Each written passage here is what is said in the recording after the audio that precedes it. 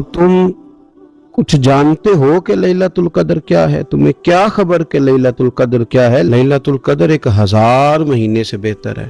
ان آیات کو دیکھیں اور ساتھ نبی پاک صلی اللہ علیہ وسلم کا وہ فرمان دیکھیں جس میں حضور علیہ الصلوۃ والسلام نے فرمایا تمہارے پاس ایک مہینہ آ رہا ہے رمضان کا، اس میں ایک رات ہے جو 1000 مہینے سے بہتر ہے۔ اور یہ لفظ کتنے جھنجھوڑنے والے ہیں۔ حضور علیہ السلام نے فرمایا جو اس رات محروم رہ گیا وہ ہر نیکی سے محروم رہ گیا، جو اس رات محروم رہا محروم ہی رہ گیا۔ اتنی بڑی بات۔ فرمایا تنزل الملائکۃ والروح، اس دن فرشتے اور روح القدس یعنی جبریل امین اترتے ہیں، فیہا اس رات میں، بِإِذْنِ رَبِّهِمْ مِنْ كُلِّ امر، اپنے رب کے حکم سے ہر خیر کے کام کے لیے۔ سلام، یہ رات سلامتی والی ہے، ہی حتی مطلع الفجر، یہاں تک کہ فجر طلوع ہو جائے۔ سرے شام سے لے کر مغرب سے لے کر فجر تک یہ رات سلامتی والی۔ اس کو لیلۃ القدر اس لیے کہا جاتا ہے، ہمارے مفسرین فرماتے ہیں کہ اس دن قدر والی کتاب قرآن پاک قدر والے محبوب پہ نازل ہوئی اور قدر والی امت کی طرف بھیجی گئی۔ نبی پاک صلی اللہ تعالی علیہ وسلم نے جب پرانی امتوں کی عمریں دیکھی، نہ کسی کی 1000 سال ہوئی، کسی کی اس سے زیادہ ہوئی، تو اللہ کے محبوب علیہ السلام کے دل مبارک میں یہ خیال آیا کہ میری امت کی عمریں تو بڑی تھوڑی ہوں گی، تو کیسے اتنی لمبی نیکیاں کر سکیں گے؟ تو اللہ تعالیٰ نے پھر لیلۃ القدر عطا فرمائی۔ گویا اس ایک رات میں جو آدمی نیکی کرے، 1000 دن نہیں۔ کتنا لوگوں کو شوق ہے کہ کوئی ایسا جیک لگے، یکدم میری ساری چیزیں بڑھ جائیں، اس پر بھی تو ذرا غور کرے نا۔ یہ ایک رات 1000 دن سے نہیں، 1000 مہینے سے افضل ہے۔ 1000 یکدم آپ کی نیکیوں کی عمر 1000 ماہ تک چلی جاتی ہے۔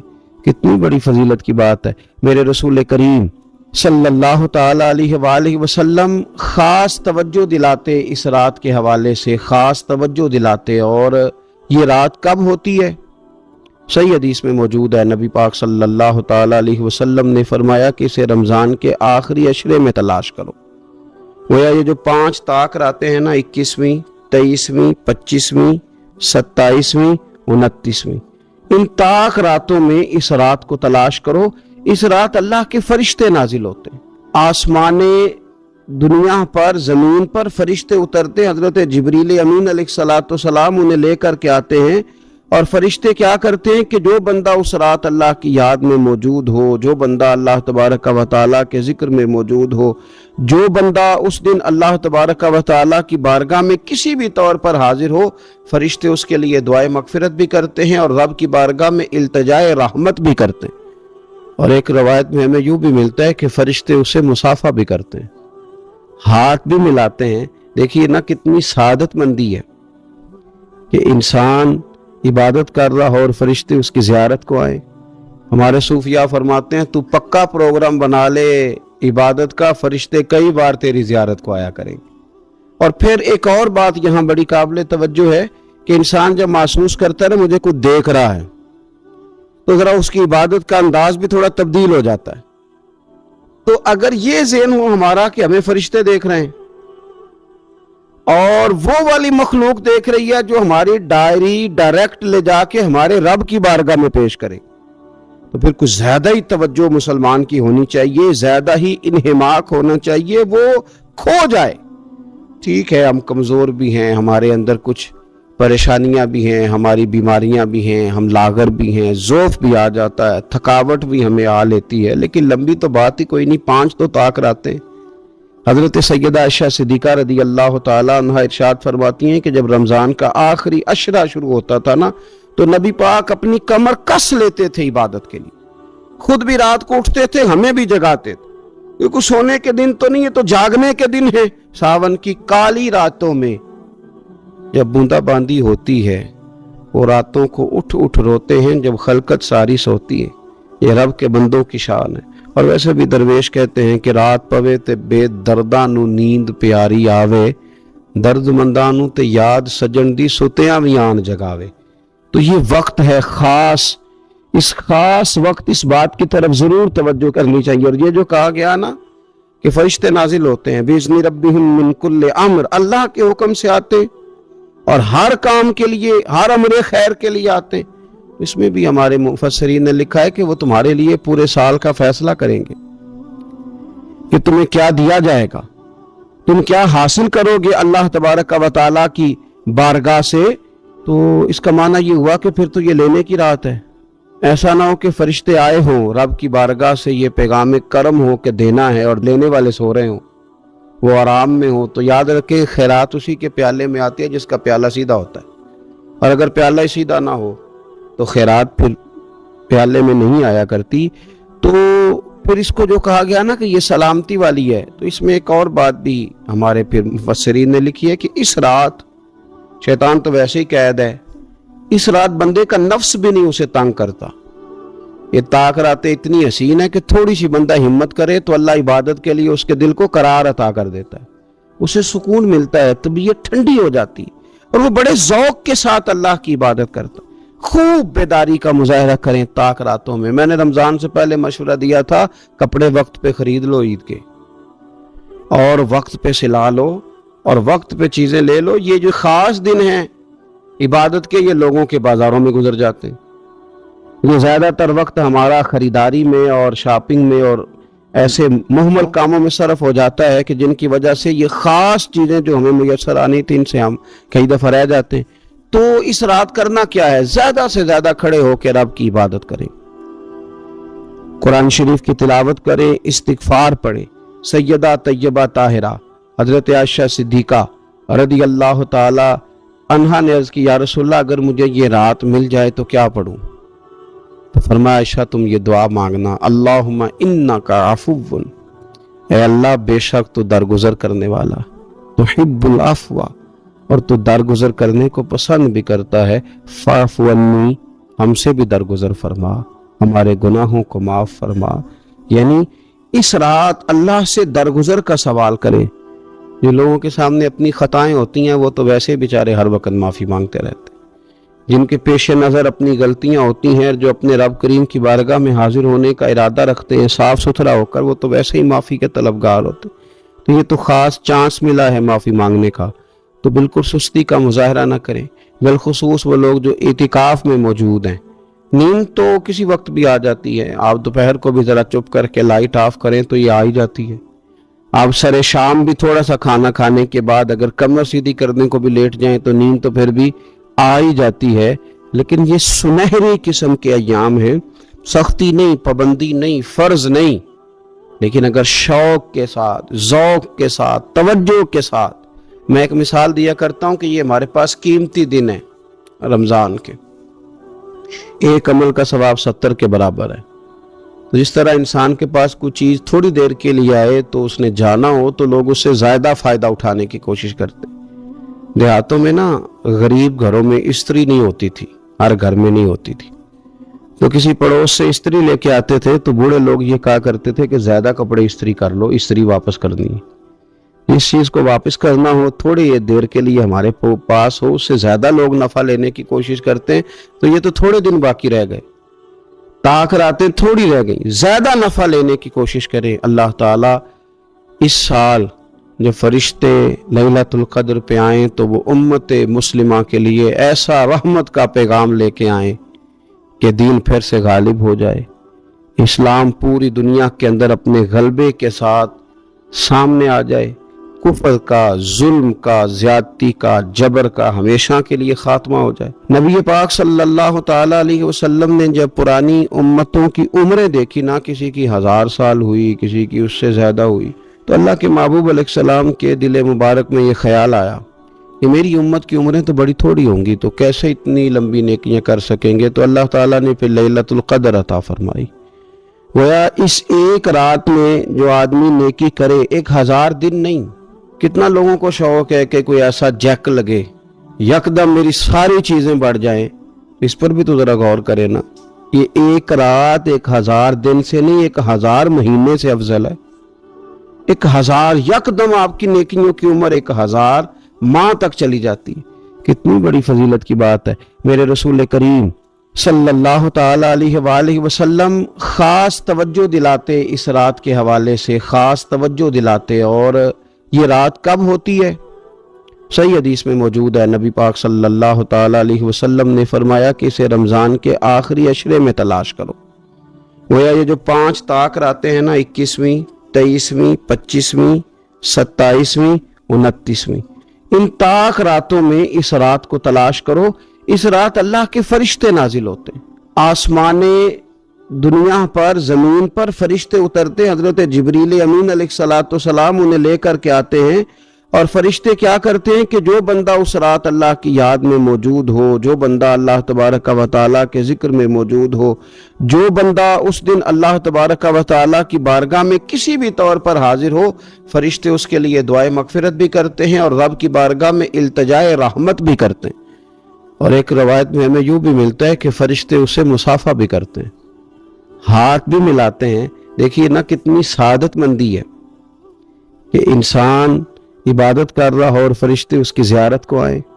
ہمارے صوفیاء فرماتے ہیں تو پکا پروگرام بنا لے عبادت کا، فرشتے کئی بار تیری زیارت کو آیا کریں۔ اور پھر ایک اور بات یہاں بڑی قابل توجہ ہے کہ انسان جب محسوس کرتا ہے نا مجھے کچھ دیکھ رہا ہے، تو ذرا اس کی عبادت کا انداز بھی تھوڑا تبدیل ہو جاتا ہے۔ تو اگر یہ ذہن ہو ہمارا کہ ہمیں فرشتے دیکھ رہے ہیں اور وہ والی مخلوق دیکھ رہی ہے جو ہماری ڈائری ڈائریکٹ لے جا کے ہمارے رب کی بارگاہ میں پیش کرے، تو پھر کچھ زیادہ ہی توجہ مسلمان کی ہونی چاہیے، زیادہ ہی انہماک ہونا چاہیے، وہ کھو جائے۔ ٹھیک ہے ہم کمزور بھی ہیں، ہمارے اندر کچھ پریشانیاں بھی ہیں، ہماری بیماریاں بھی ہیں، ہم لاغر بھی ہیں، ضعف بھی آ جاتا ہے، تھکاوٹ بھی ہمیں آ لیتی ہے، لیکن لمبی تو بات ہی کوئی نہیں، 5 تو طاق راتیں۔ حضرت سیدہ عائشہ صدیقہ رضی اللہ تعالیٰ عنہ ارشاد فرماتی ہیں کہ جب رمضان کا آخری عشرہ شروع ہوتا تھا نا، تو نبی پاک اپنی کمر کس لیتے تھے عبادت کے لیے، خود بھی رات کو اٹھتے تھے، ہمیں بھی جگاتے تھے۔ یہ کچھ سونے کے دن تو نہیں، یہ تو جاگنے کے دن ہے۔ ساون کی کالی راتوں میں جب بوندا باندی ہوتی ہے، وہ راتوں کو اٹھ اٹھ روتے ہیں جب خلقت ساری سوتی ہے۔ یہ رب کے بندوں کی شان ہے۔ اور ویسے بھی درویش کہتے ہیں کہ رات پوے تے بے درداں نو نیند پیاری آوے، درد منداں نو تے یاد سجن دی ستیاں وی آن جگاوے۔ تو یہ وقت ہے خاص، اس خاص وقت اس بات کی طرف ضرور توجہ کرنی چاہیے۔ اور یہ جو کہا گیا نا کہ فرشتے نازل ہوتے ہیں بِإِذْنِ رَبِّهِمْ مِنْ كُلِّ امر، اللہ کے حکم سے آتے اور ہر کام کے لیے، ہر امر خیر کے لیے آتے ہیں۔ اس میں بھی ہمارے مفسرین نے لکھا ہے کہ وہ تمہارے لیے پورے سال کا فیصلہ کریں گے کہ تمہیں کیا دیا جائے گا، تم کیا حاصل کرو گے اللہ تبارک و تعالیٰ کی بارگاہ سے۔ تو اس کا معنی یہ ہوا کہ پھر تو یہ لینے کی رات ہے۔ ایسا نہ ہو کہ فرشتے آئے ہوں رب کی بارگاہ سے یہ پیغام کرم ہو کہ دینا ہے اور لینے والے سو رہے ہوں، وہ آرام میں ہوں۔ تو یاد رکھے خیرات اسی کے پیالے میں آتی ہے جس کا پیالہ سیدھا ہوتا ہے، اور اگر پیالہ ہی سیدھا نہ ہو تو خیرات پھر پیالے میں نہیں آیا کرتی۔ تو پھر اس کو جو کہا گیا نا کہ یہ سلامتی والی ہے، تو اس میں ایک اور بات بھی ہمارے پھر مفسرین نے لکھی ہے کہ اس رات شیطان تو ویسے ہی قید ہے، اس رات بندے کا نفس بھی نہیں اسے تنگ کرتا۔ یہ طاق راتیں اتنی حسین ہے کہ تھوڑی سی بندہ ہمت کرے تو اللہ عبادت کے لیے اس کے دل کو قرار عطا کر دیتا ہے، اسے سکون ملتا ہے، طبیعت ٹھنڈی ہو جاتی ہے، اور وہ بڑے ذوق کے ساتھ اللہ کی عبادت کرتا ہے۔ خوب بیداری کا مظاہرہ کریں طاق راتوں۔ اگر آپ محسوس کریں نا کہ یار یہ نا میں نے بال نہیں صحیح، میرے بکھرے ہوئے ہیں، ٹوٹے ہوئے ہیں، تو محسوس کرتے ہیں یار کوئی دیکھے گا تو کیا کہے گا۔ 2 جوڑے بھی بعض لوگوں کو دن میں تبدیل کرنے پڑتے ہیں، وہ آسودگی حاصل ہوتی ہے، اس سے تسلی محسوس کرتا ہے آدمی۔ آپ 2-3 دنوں کے تھکے ماندے جب جا کے غسل کرتے ہیں نا گھر میں، تو اتنی کوئی وزن نہیں ہوتا مٹی کا، یہ کپڑوں کا، لیکن آپ غسل کر لیتے ہیں تو اپنے آپ کو ہلکا پھلکا محسوس کرتے ہیں۔ انسان کی طبیعت کا تقاضا ہے کہ تھوڑے سے بھی اگر میل کچیل اس کے ظاہری جسم پہ لگ جائے تو وہ تکلیف محسوس کرتا ہے۔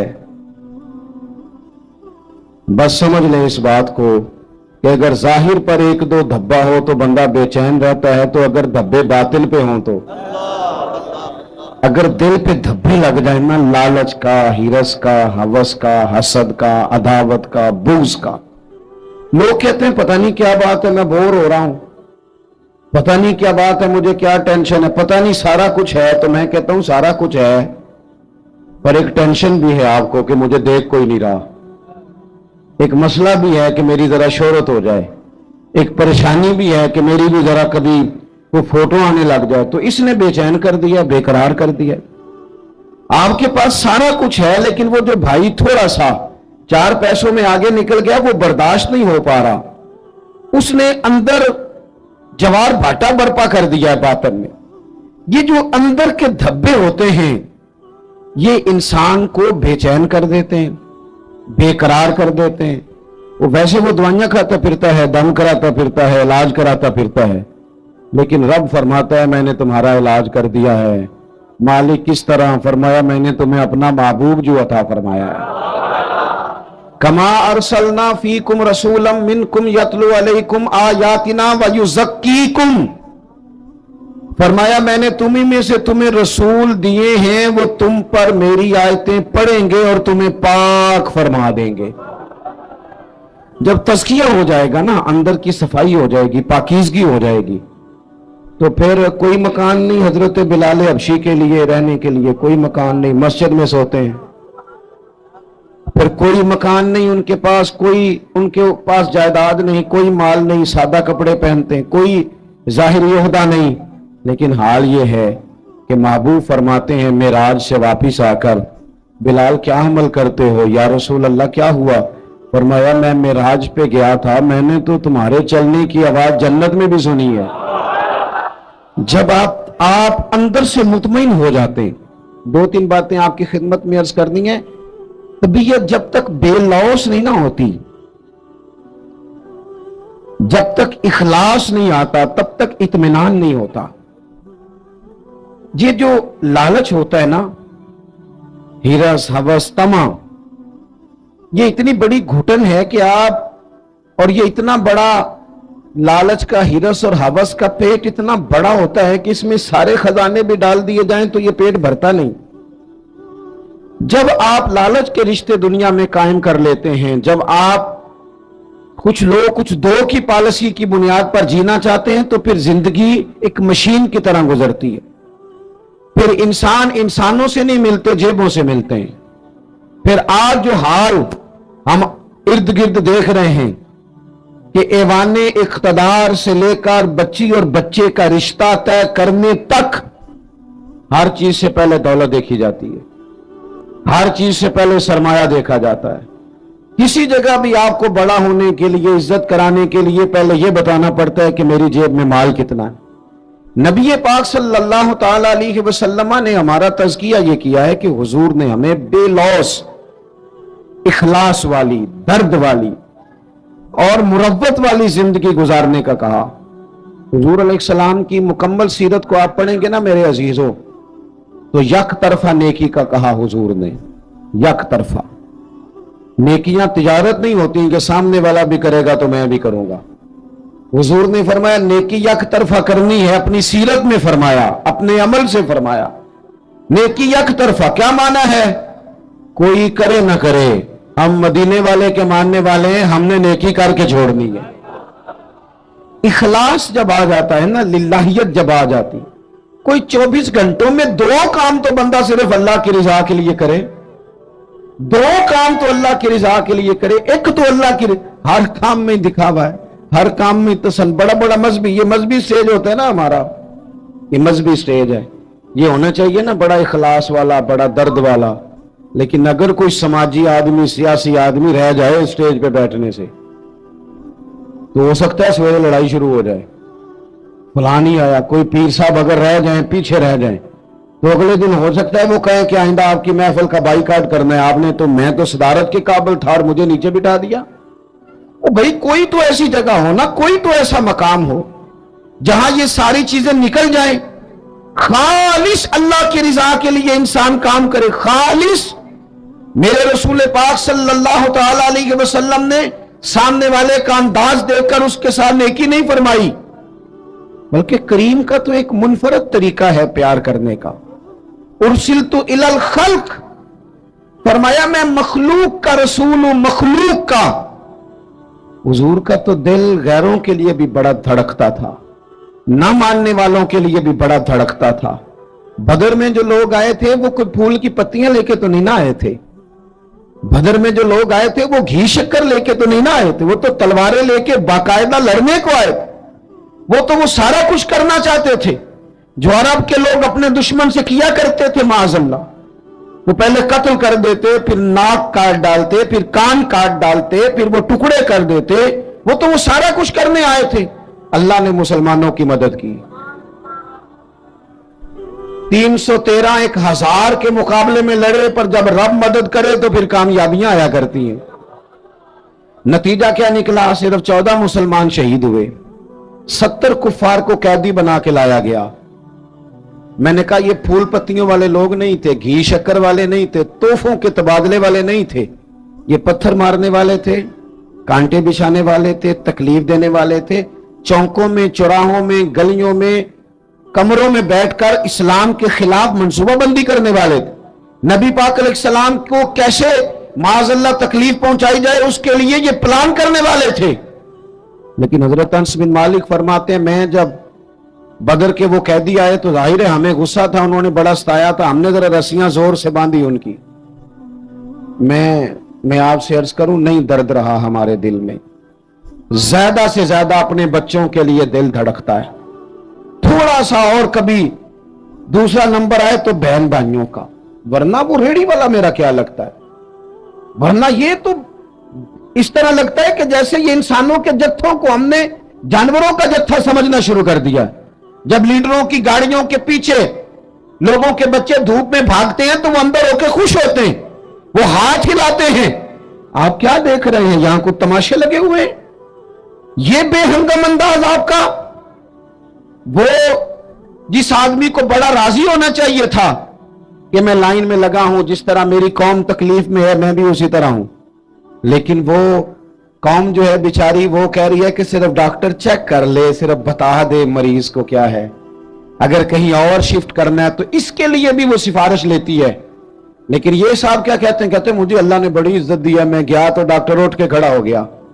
تو بھئی قوم کو اس کا کیا فائدہ؟ ڈاکٹر کو بھی آپ سے کوئی کام ہوگا۔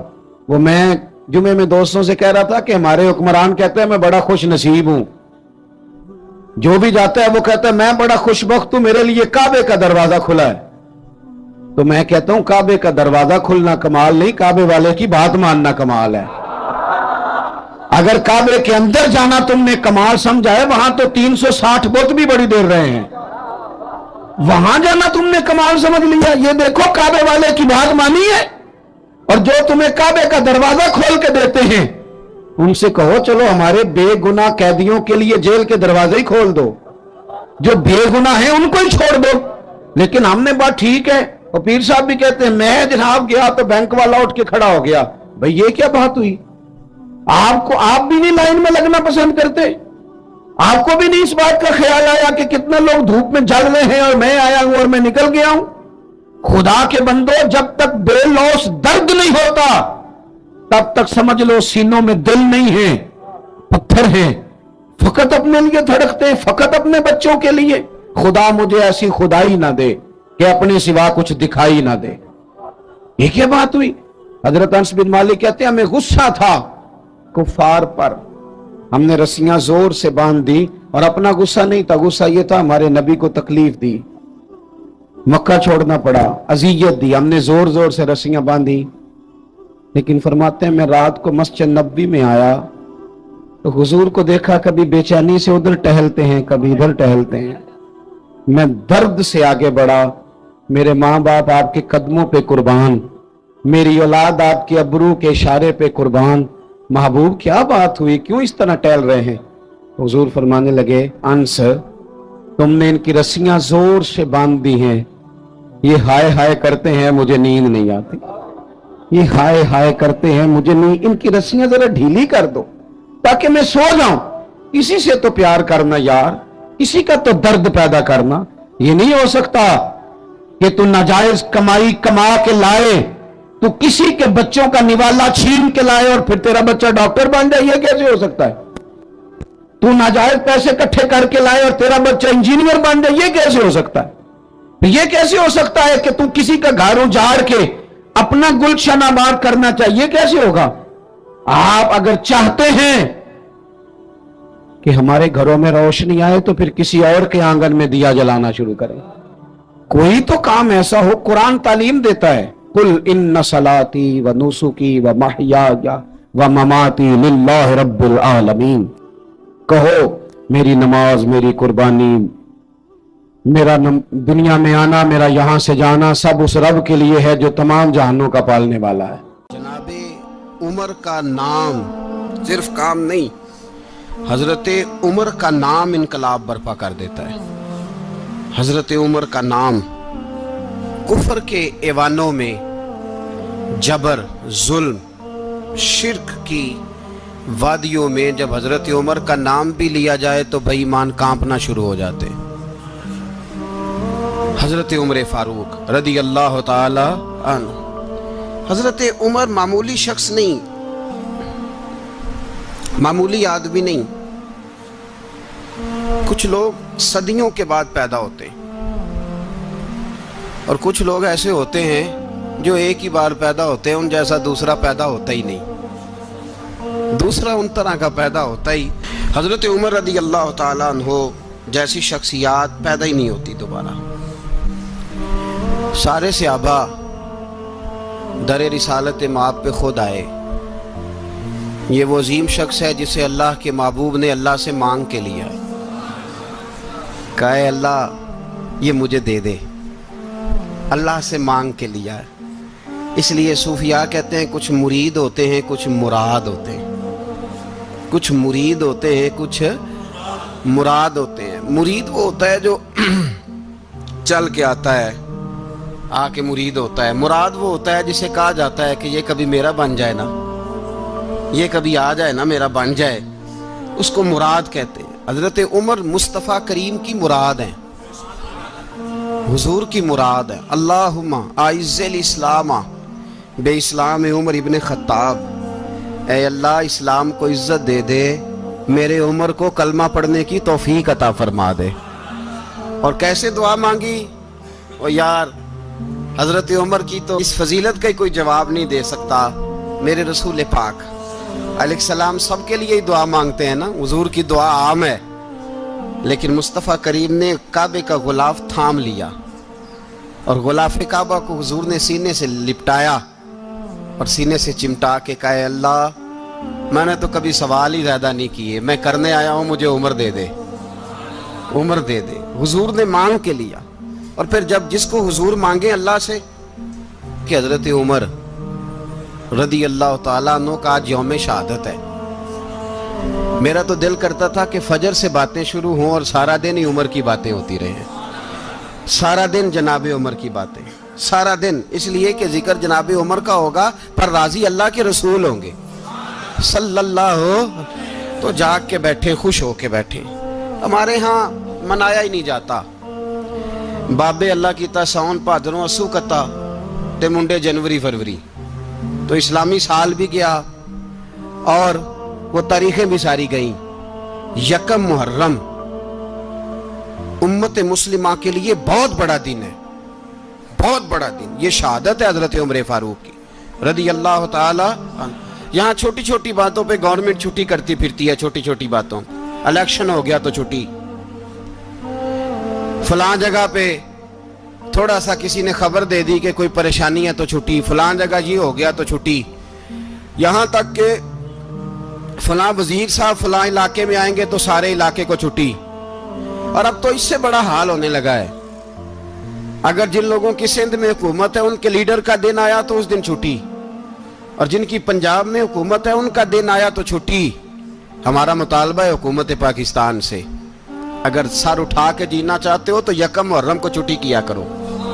अगर सर उठा के जीना चाहते हो तो यकम मुहर्रम को छुट्टी करो जनाबे उमर के दिन, और मिल्लत के जवानों को बताओ कि अगर इज्जत की जिंदगी जीना चाहते हो तो उस तरह जियो जिस तरह फारूक आजम जी के गए हैं। इज्जत और वकार की जिंदगी, जमहूरियत हजरत उमर से सीखनी पड़ेगी। हुकूमत करने के तरीके हजरत उमर से, रियाया को सीखना पड़ेगा कि अमीर किस तरह बनाया जाता है और अमीर किस तरह के होते हैं। यहाँ लोग हमें यूरोप की मिसालें देते हैं, لوگ یہاں ہمیں آ کر کے امریکہ کی مثال، انہیں کیا پتا حکومت کیا ہوتی ہے، وہ کہتے ہیں جی وہ سائیکل پہ جاتا ہے ان کا حکمران۔ میں نے کہا وہ سائیکل پہ جاتا ہے؟ میرے عمر فاروق مدینے سے مکے گئے تھے تو پیدل ہی حج کرنے چلے گئے، پیدل ہی۔ اور جناب عمر فاروق رضی اللہ تعالیٰ عنہ عید کی نماز پڑھانے گئے، عید کی نماز عمر خطبہ عید دینے گئے۔ اور اس زمانے میں کون سا غریب ہے جو ننگے پاؤں جاتا ہو؟ کون سا غریب ہے جو مسجد ننگے پاؤں جاتا ہو؟ لوگوں نے تو 3 قسم کی چپلیں رکھی ہوئی ہیں، ایک مسجد جانے کی علیحدہ ہے، گھر پہننے کی علیحدہ ہے، شادی بیاہ پہ جانے کی چپل علیحدہ ہے۔ حضرت عمر فاروق رضی اللہ تعالیٰ عنہ نکلے عید کا خطبہ دینے کے لیے، تو بیوی سے کہنے لگے جوتا، اس نے کہا صاحب اتنی دفعہ ٹوٹا ہے اب گانٹھا نہیں جا سکتا، اتنی دفعہ ٹوٹا ہے کہ اب دوبارہ پیمند نہیں لگ سکتے۔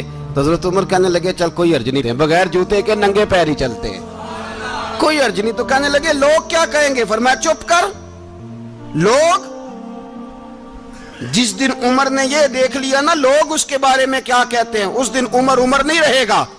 تو کہا پھر آپ کا نظریہ کیا ہے؟ فرمایا میرا نظریہ یہ ہے کہ رب رسول میرے بارے میں کیا کہتے ہیں، لوگوں کا کیا ہے؟ لوگ کل کسی کے بارے میں کچھ کہتے ہیں اور پرسوں کچھ کہتے ہیں، میرا نظریہ یہ ہے کہ رب رسول میرے بارے میں ننگے پیر عمر جا رہے ہیں۔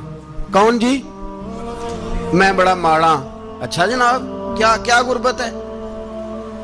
10 قسم کے جوڑے لٹکے ہوئے ہیں کمرے میں، اور پہننے کی فرصت نہیں، سویرے کیا پہننا ہے شام کیا پہننا ہے، 15 سوٹ کٹھے استری ہو کے لانڈری والا بھیج رہا ہے، اور تو غریب ہے، تو بہت بڑا غریب ہے۔ اس لیے کہ غربت پیسوں کی وجہ سے نہیں ہوتی، غربت تو دل کی ہوتی ہے۔ تو واقعی بڑا غریب ہے اور تو غریب ہی رہے گا۔ امیر تو عمر فاروق تھے جو ننگے پاؤں چلے گئے عید کی نماز پڑھانے، تو رستے میں جو ملا کہنے لگا عمر جوتا تو پہن لو۔ فرمایا تمہیں عمر کا جوتا نہ پہننے کا نقص تو نظر آیا ہے، کوئی حرج نہیں، اگر عمر کو کبھی بتانا ہوا تو وہ والا نقص بتانا جو عمر کی سیرت میں پیدا ہو، کردار میں پیدا ہو، وہ والا نقص بتانا، یہ چھوڑو جوتے آتے جاتے رہتے۔ ننگے پاؤں گئے، پاؤں دھوئے، نماز پڑھائی، لوٹ آئے۔ او بھائی یہاں تو ہمارا بناؤ سنگار اترنا، جتنی توجہ کپڑوں کی طرف ہے اتنی توجہ کبھی ہماری علم کی طرف ہوتی نا، جتنا ذوق شوق ہمارا بناؤ سنگار کی جانب ہے، اتنا بناؤ سنگار کبھی ہمارا اخلاقیات کی جانب ہوتا تو معاملات بڑی حد تک سنورے ہوئے ہوتے۔ حضرت سیدنا فاروق اعظم رضی اللہ تعالی اپنی زندگی کو ترتیب دیا، ایک دن بھی خلافت نہیں مانگی اللہ سے۔ حضرت عوف بن مالک اشجعی ایک صحابی ہیں، حضرت عوف بن مالک رضی اللہ تعالیٰ عنہ فرماتے ہیں کہ جناب ابو بکر صدیق کا زمانہ تھا تو میں نے خواب دیکھا، میں نے خواب میں جناب عمر کو دیکھا، اور میں نے دیکھا کہ کوئی کہنے والا کہہ رہا ہے کہ عمر وہ ہے کہ اللہ کے رستے میں کوئی اسے جتنا مرضی برا بھلا کہے یہ پرواہ نہیں کرتا۔ کس کے رستے میں؟ بولے سارے۔ اس کا مطلب ہے اللہ کے رستے میں لوگ برا بھلا بھی، قرآن مجید نے کہا وَلَا يَخَافُونَ لَوْمَةَ لَائِمٍ، کچھ لوگ ایسے ہیں جو برا بھلا کہنے والوں کی پرواہ نہیں کرتے۔ آپ یقین کریں اگر پرواہ شروع ہو جائے نا تو دین کا کام ختم ہو جائے، نہ کوئی تقریر کرے، نہ کوئی تدریس کرے، نہ کوئی پیری مریدی کرے، ختم ہو جائے اگر باتوں کی پرواہ ہو۔ لیکن وہ پرواہ، حضرت عوف بن مالک اشجعی کہتے ہیں میں نے خواب میں دیکھا کہ عمر وہ ہے جو کسی کی پرواہ، اور دوسری بات میں نے یہ دیکھی کہ عمر خلیفہ بنے گا، اور تیسری بات میں نے خواب میں یہ دیکھی کہ عمر شہید بھی کیا جائے گا، عمر شہید بھی ہوگا۔ یہ میں نے 3 باتیں خواب میں دیکھی۔ فرماتے ہیں میں نے آ کے خواب حضرت ابو بکر صدیق کو سنائی، وہ خلیفہ تھے، وہ کہنے لگے ٹھہر جا میں عمر کو بلاتا ہوں، اس کے سامنے دوبارہ سنانا، اس کے سامنے۔ فرماتے ہیں میں نے بلایا حضرت عمر فاروق کو، آ کے بیٹھے، خواب شروع ہوا۔ کہ ایک بات تو میں نے یہ دیکھی کہ آپ ملامت کرنے والے کی پرواہ نہیں کرتے، دوسرا آپ خلیفہ بنے گے۔ جناب عمر کہنے لگے چپ کر، ابو بکر کے سامنے ہی کہہ رہا ہے، چپ کر، خلیفہ کے سامنے ہی کہہ رہا ہے۔ تو حضرت ابو بکر صدیق کہنے لگے عمر اسے کہنے دو، مجھے لگتا ہے رب کی رضا یہی ہے کہ میرے بعد اگر مصطفیٰ کا منبر ملے تو عمر کو ہی ملے، اسے کہنے دو۔ یار یہاں تو لوگ ڈینگے مارتے ہیں، یہاں تو لوگ دعوے کرتے ہیں میرے سامنے فلانے کو بھی بٹھاؤ، فلانے کو بھی بٹھاؤ، اس کو کیا پتا، اس کو کیا پتا۔ یہ تو بڑکے مارنے کا دور ہے۔ حضرت عمر رضی اللہ تعالیٰ عنہ کو تیسری بات کہی، حضرت عوف بن مالک نے کہا آپ شہید کیے جائیں گے، میں نے خواب دیکھی ہے۔ نیک لوگوں کے خواب بڑی حد تک سچے ہوتے ہیں۔ کہا میں نے خواب دیکھی ہے۔ تو حضرت عمر کہنے لگے شہید تو دلیر لوگ ہوتے ہیں، شہید تو دلیر، جسے سارا زمانہ دلیر کہہ رہا ہے وہ اپنے بارے میں کیا کہہ رہا ہے؟ کہتے ہیں شہید تو دلیر، میں تو کاہل سا آدمی ہوں، سست آدمی ہوں، میں تو اتنا کام ہی نہیں کرتا، تو یہ خواب تو نے جو دیکھا ہے نا پھر سے دیکھنا۔ تو ابو بکر صدیق فرمانے لگے عاجزی نہ کر، انکساری نہ کر، تو جو کہہ رہا ہے ٹھیک کہہ رہا ہے، لیکن مجھے سن کے شکر بھی ہوا ہے اور افسوس بھی ہوا ہے۔ افسوس اس بات کا کہ تیرے جیسا بطل عظیم چلا جائے گا، اور شکر اس بات کا کہ رب تجھے زندگی بھی اعزاز والی دے گا، اور شہادت کی موت دے کے اللہ تجھے موت بھی عزت والی عطا فرمائے گا۔ اللہ موت بھی تجھے عزت والی دے گا، تجھے کاہلوں جیسی موت اللہ۔ حضرت فاروق اعظم رضی اللہ، او بھائی یہاں تو اس زمانے کا سب سے بڑا مسئلہ پروٹوکول ہے۔ لوگوں کو پتہ ہوتا ہے کامل پیر ہے، کامل مرشد ہے، لوگ نہیں جاتے۔ میں کسی کا مرید ہو جاؤں، میرا پروٹوکول کدھر گیا؟ پتہ ہوتا ہے یہ کامل استاد ہے، میں اس کے پاس بیٹھوں گا تو میری تربیت کرے گا، لیکن لوگ شاگرد نہیں بنتے، میں کدھر گئی؟ یہ